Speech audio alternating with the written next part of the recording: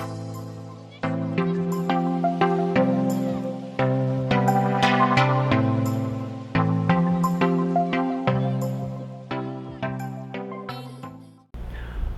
I'm Scott Shirai. I've been a Brook Park resident for the past 6 years, and as such have had the opportunity to observe local politics at Brook Park.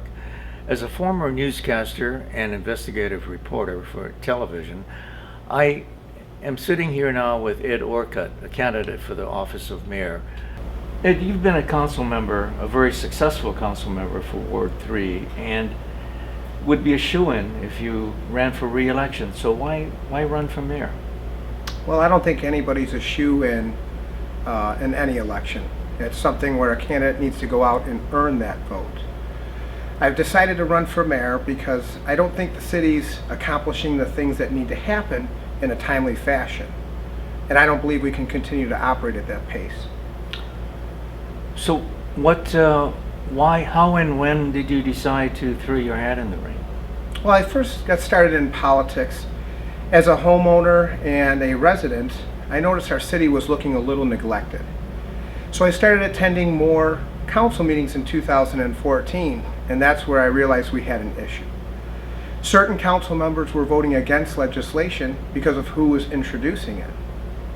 The April 2015 edition of the Hometown News came out, and it gave credit to 2 members of council for passing a budget and balancing that budget for the first time in many years.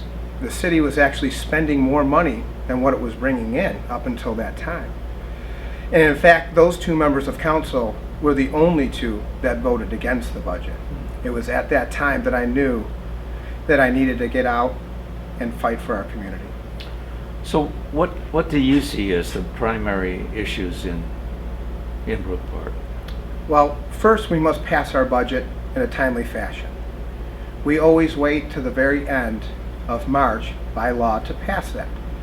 But at that point, the monies that are appropriated to get things done are there. If we can pass the budget at an earlier point, then we can start working on our roads program. Currently it's June 19th, and we still don't have a shovel on the ground.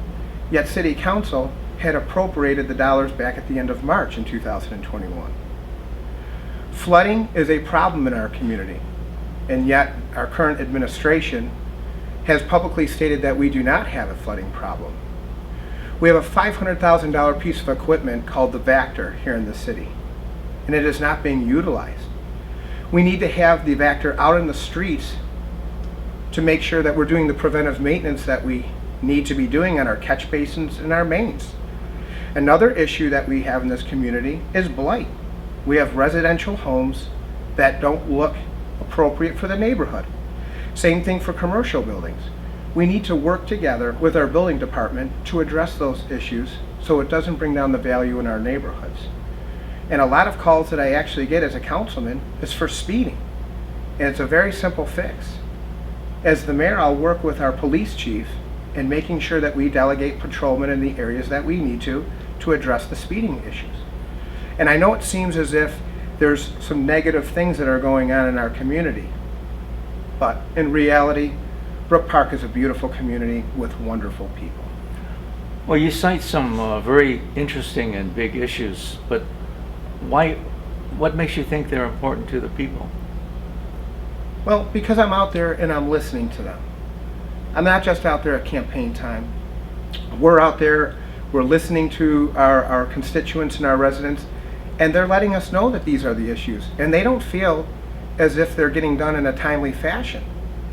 All they want is to restore Brook Park to an area that they're very proud to call home.